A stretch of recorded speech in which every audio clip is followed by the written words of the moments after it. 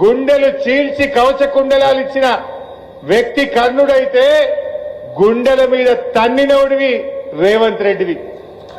ఇవాళ 6 గ్యారంటీలని 400 హామీలని రైతుల్ని మోసం చేసినావు కదా. ఆనాడు కేసీఆర్ వ్యవసాయాన్ని పండగ చేసిండు.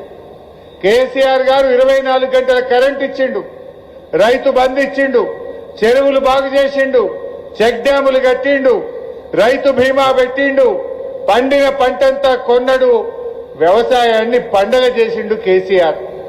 కానీ రేవంత్ పాలనలో ఇప్పుడు ఆయన చెప్పిండ్రు మల్కాపూర్లా, సార్ ఇది 5వ పంట, రేవంత్ రెడ్డి 3 రైతు బంధులు ఎగ్గొట్టిండు. ఏడాదికి కేసీనాడు, ఇప్పుడేమో 3 రైతు బంధులు ఎగ్గొట్టిండు సార్ రేవంత్ రెడ్డి అన్నారు. రైతు బంధు ఎగ్గొట్టిండు, కనీసం మోటార్లు నడపక, సకాలంలో చెరువులు నింపక, ఒక్క మల్కాపూర్ గోపాలాపురంలో 500 ఎకరాల్లో ఇవాళ పంట ఎండిపోతా ఉన్నది. అంటే నీ మూర్ఖత్వం వల్ల, నీ చేతగాంతనం వల్ల ఇవాళ పంటలు ఎండిపోయే పరిస్థితి వచ్చింది. ఇటు పంటలు ఎండుతున్నాయి, యూరియాకు యాపులు పెట్టి రైతులను ఇవాళ తిప్పుతా ఉన్నావు, బిచ్చగాళ్ళని చేసినావు. యాపులు పెట్టి రైతుల ఉసురు పోసుకుంటున్నావు, యూరియా ఇయ్యవు, కరెంటు అంతంత మాత్రమే, రైతు బంధు ఎగబెడతావు, నీళ్లు ఇచ్చే తెలివే లేకపాయే. నాడు కేసీఆర్ పండగ చేస్తే నీ కాలంలో వ్యవసాయం దండగైపోయిన పరిస్థితి ఏర్పడ్డది. రైతు బతుకుని ఆగం చేసినావు, రైతును రోడ్డు మీదకి తెచ్చిండు ఇవాళ రేవంత్ రెడ్డి. ఇంకేమంటుండు, నేను కర్ణుడట.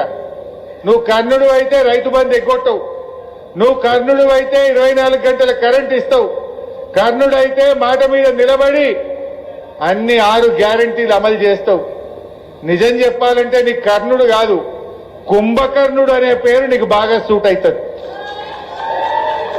ఎందుకంటే రేవంత్ రెడ్డి ఎన్నికలప్పుడే నిద్రలేస్తాడు, ఎన్నికలప్పుడు నిద్రలేస్తాడు, ఎన్నికలు అయిపోగానే కేసీఆర్ మీదనో బీఆర్ఎస్ నాయకుల మీద నిందలేసుకుంటా కాలక్షేపం చేస్తాడు.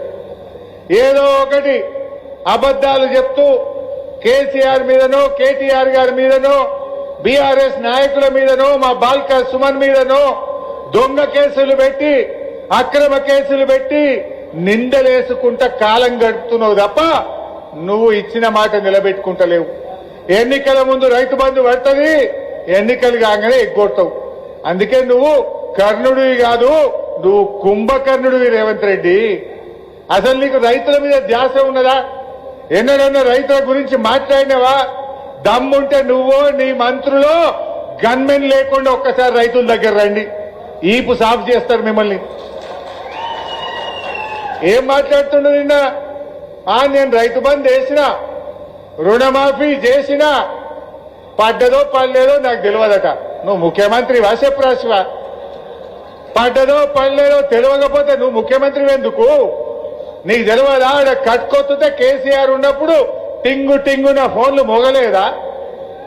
హైదరాబాద్ లో కేసీఆర్ కట్టుకొత్తుతే కరోనాలో కూడా రైతుల ఫోన్లు టింగు టింగు టింగున మోగినాయి. రైతు బంధు బరాబర్ పడ్డది. నువ్వు ముఖ్యమంత్రి నువ్వు పైసలు వేసినా అంటున్నావు. నేను అడిగే ఇప్పుడు మల్కాపూర్లా, మరి రేవంత్ రెడ్డి పైసలు వేసినా అన్నాడు, పడ్డాయా అన్న? ఏడబడ్డాయి సార్? వేసిన ముఖమైతే పడాయా సార్? ఆయన వేయలేదు సార్, అబద్ధం చెప్తుండు అని ఇలా మల్కాపూర్లో గంగాధర మండలంలో రైతులు చెప్తున్న పరిస్థితి.